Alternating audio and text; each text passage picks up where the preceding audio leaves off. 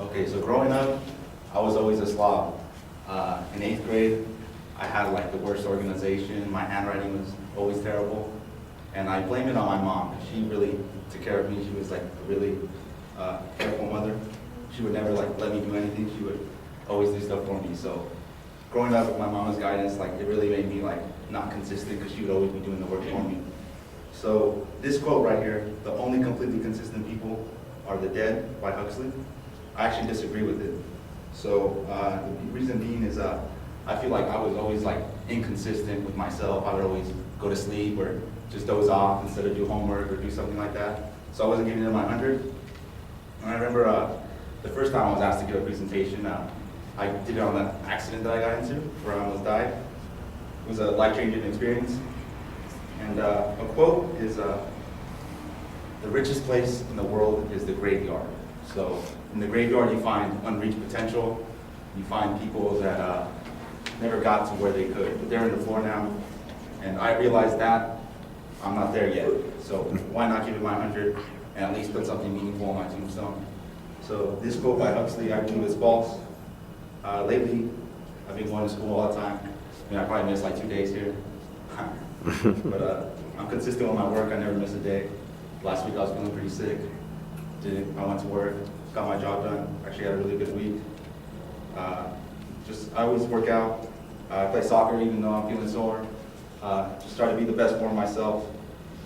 It's true that the most consistent people are dead because they're just dead. There's nothing else that they could do. So this quote is somewhat true, but I don't believe it to be true for me because ever since like I got in the accident, I could have died.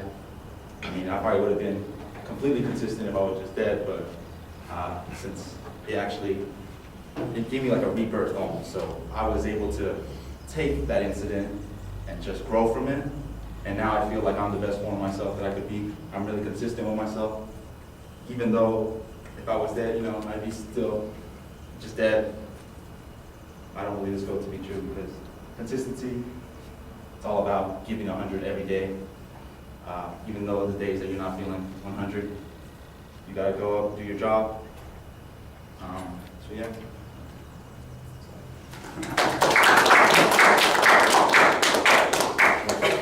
No, you keep that.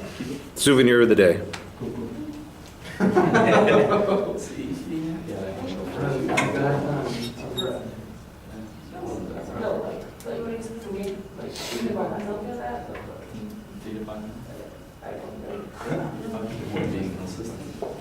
Speaking for valid. I don't know.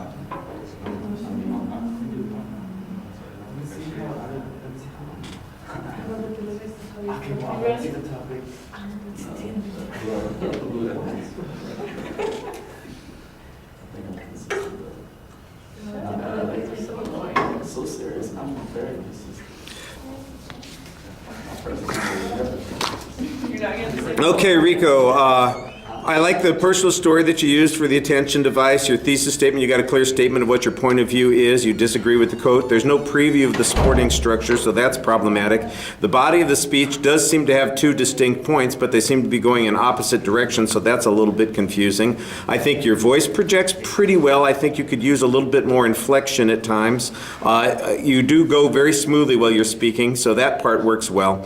When it comes to the visual issues, your gestures get a little limited because you keep the topic in your hand, so sometimes you're gesturing with a topic. Get that out of your hand, and I think you'll be a little bit more expansive and engaged. Not that there was anything bad, I just think that you could probably do a little bit better. Your facial expressions, I think you are fairly expressive with your face. You smile at the audience. It's a very solid eye contact through most of the presentation. Your anxiety seems to all be coming out in your body movement. You kind of step forward, step back, step forward, step back, and you're pivoting on the one foot constantly. So that looks a little awkward, like that's clearly where your nervousness is coming out, and so you'll want to keep track of that. Plan your conclusion a little bit more, so yeah is not really a great exit line.